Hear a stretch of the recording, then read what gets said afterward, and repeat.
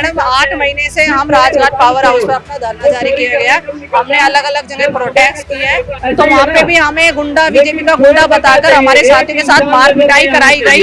नौकरी जाने की कोई भी वजह नहीं बताई हमें, बस ऐसे ही हमें निकाल दिया गया, बिना नोटिस के निकाला है। हमें फायदा नहीं है। अब गवर्नमेंट से हम यही चाहते हैं, सारी सरकारों से यही चाहते हैं कि हमें हमारा रोजगार वापस हो। इसी उम्मीद से बैठे हुए हैं कि सरकार हमारी बात सुन ले, हमें हमारा रोजगार वापस दे। हमें कुछ नहीं चाहिए, हमें हमारा रोजगार वापस। इंसान अपनी जिंदगी किस लिए जीता है? रोटी कपड़ा मकान, ये कहावत नहीं, ये हकीकत है।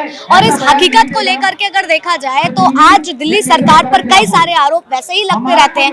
खुद दिल्ली के मुख्यमंत्री जो हैं जेल में हैं, सलाखों के पीछे हैं। लेकिन मैं अपने कैमरामैन से कहूंगी, रवि जी से कहूंगी कि एक बार आपको ये पूरा दृश्य दिखाएं कि यहाँ पर बैठा हुआ हर एक व्यक्ति जिसने अपनी सदरी पहनी हुई है जिसमें लिखा हुआ है सिविल डिफेंस, और ये सिविल डिफेंस के लोग, यानी कि अगर इनकी संख्या हम बताएं तो 10,000 के ऊपर इन लोगों की संख्या है।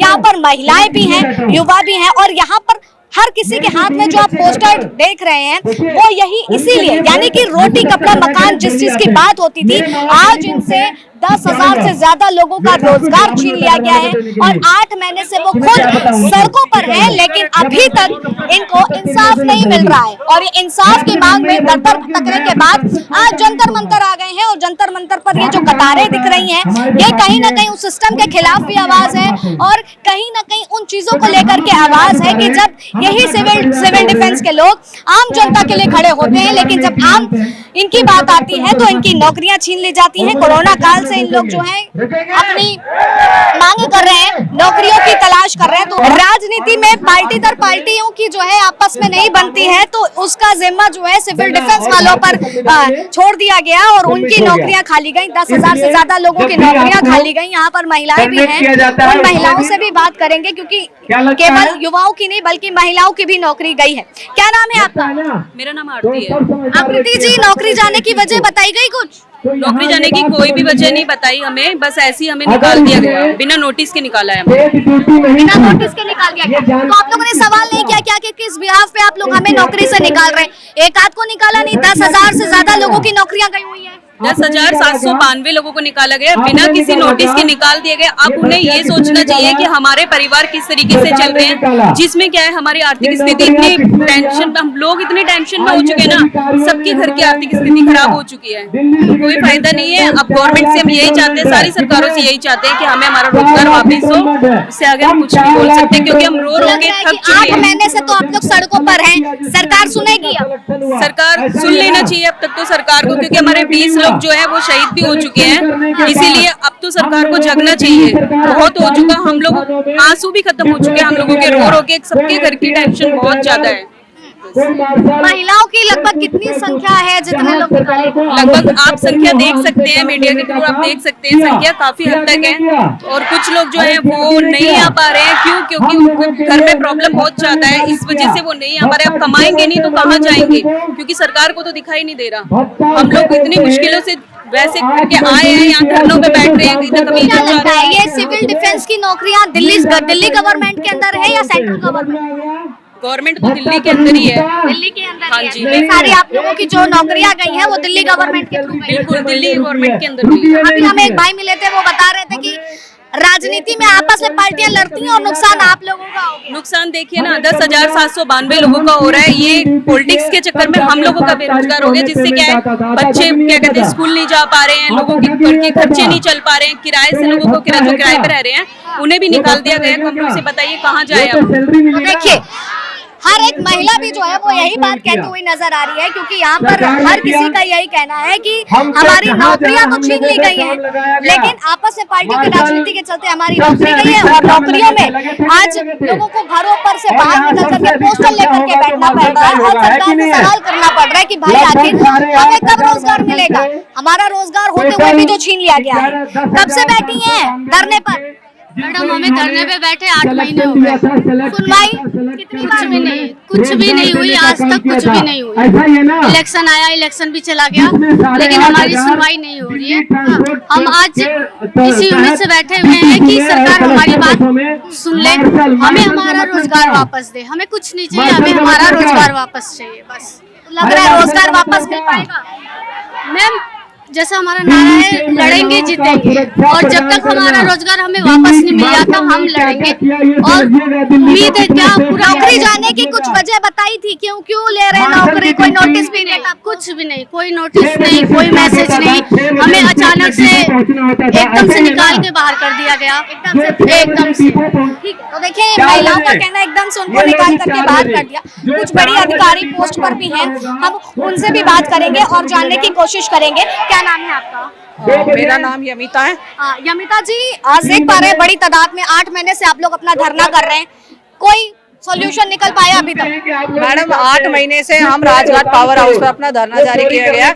हमने अलग अलग जगह प्रोटेस्ट किए हैं। अभी पानी सत्याग्रह का जो आतिशी मैडम कर रही थी, हम उसके वहाँ पर भी गए थे, तो वहाँ पे भी हमें गुंडा, बीजेपी का गुंडा बताकर हमारे साथियों के साथ मार पिटाई कराई गई। मतलब आप लोगों को बीजेपी का गुंडा बता दिया गया और मारपीट कर ली जाए। देखिए ये सिस्टम है। हमारे पास न्यूज वीडियो वगैरह है कि कईयों के बाल नोचे गए। उन्होंने अपने जो कार्यकर्ता थे उनसे हमारे साथियों को मार पिटाई कराई, एक का कंधे पे चोट लगी, एक का बाल खींचे गए लेडीजों के।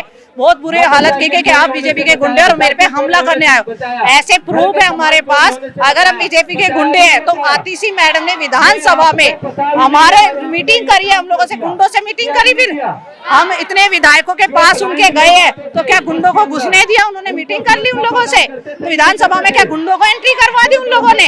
मैं उन दिल्ली से उनसे पूछना चाहूंगी आतिशी मैम से कि आप पानी सत्याग्रह के लिए बैठ रही हो और जो यहाँ 10,792 लोगों की संख्या कितनी ज्यादा दिल्ली की महंगाई में, उन लोगों के लिए कोई सत्याग्रह नहीं कर सकते आप लोग। यमिता नाम है ना आपका? यमिता जी, सबसे पहले मैं आपसे बेसिक चीजें पूछना चाहूंगी, क्योंकि शायद सरकारें सो चुकी है, आप ही लोग जगाने का काम करते हैं, जैसा लगातार ऐसी चीजें देखने को मिल रही है। सिविल डिफेंस का काम क्या है? सर मैडम, सिविल डिफेंस का काम था, डिजास्टर में कोई आपदा आ जाती है उसके दौरान हम लोग वहाँ पर पहुँचते थे मदद के लिए। ठीक है, सरकार ने कहने को 1968 के अकॉर्डिंग हमें हटाया है कि आप लोग इसके अंदर निष्काम सेवा कर सकते हो।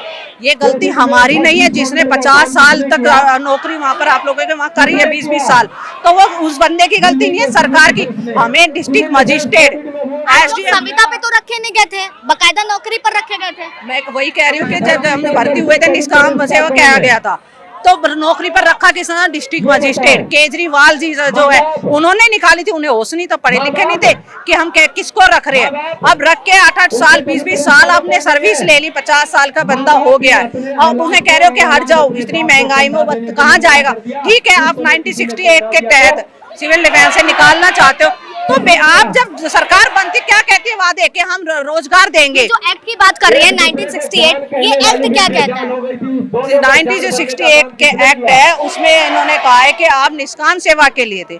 मैं कहती हूँ कि 1968 एक्ट जो है वो पूरे भारत में लगता है, पूरे भारत में दिल्ली सिविल डिफेंस है, तो वो एक्ट वहाँ क्यों नहीं लगा? वहाँ तो सर सर्विस कर रहे हैं, पेड ड्यूटी कर रहे हैं, तो ये दिल्ली में क्यों लागू किया गया है 1968 एक्ट? और वो आज क्यों होश आया है? District magistrate IAS officer Kejriwal जो सीएम है हमारे, उन्हें आज क्यों होश आया इतने टाइम बाद? पहले से क्यों नहीं? जब सबकी उम्र निकाल दी, हालात खराब हो गए, उनके घर के बेरोजगार मतलब हालत खराब हो गई, बच्चे स्कूल छोड़ दिए। कैसी सरकार है? तुम किसी और के तहत लगा दो। मैं तो कहते मैं गरीबों के लिए जीता हूँ। जब ये बने थे कहते मैं रोड पे ही रहूंगा, मुझे गाड़ी बंगला कुछ नहीं चाहिए, तो आप क्या जी रहे हैं गरीबों के लिए? आप क्या कर रहे हैं? क्या गाड़ी बंगले में घूम रहे हैं? उनके आसपास भटक नहीं सकता कोई। यमिता जी, आपने कब तक नौकरी करी है अभी?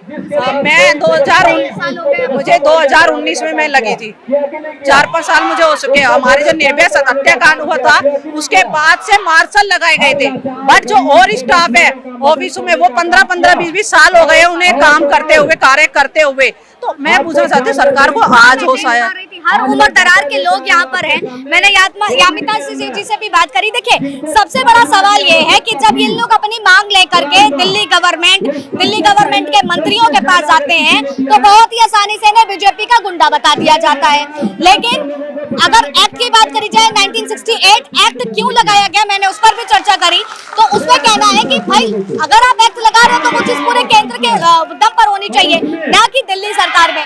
अब 10,792 लोगों की नौकरी खाने को लेकर के अब क्यों चुप्पी लगी हुई है। अभी इन्होंने खुद बताया कि पानी के लिए जो है सत्याग्रह आंदोलन चल गया, अनशन पर अतिशी जी बैठ गई, लेकिन 10,792 इन कैमरामैन से कहूंगी कि एक बार वो तस्वीरें दिखाएं कि आखिर इनके रोजगार छीनने के लिए इस पर क्या दिल्ली सरकार के लोग बोलेंगे। क्या वाकई अभी भी ये चुप्पी जारी रहेगी?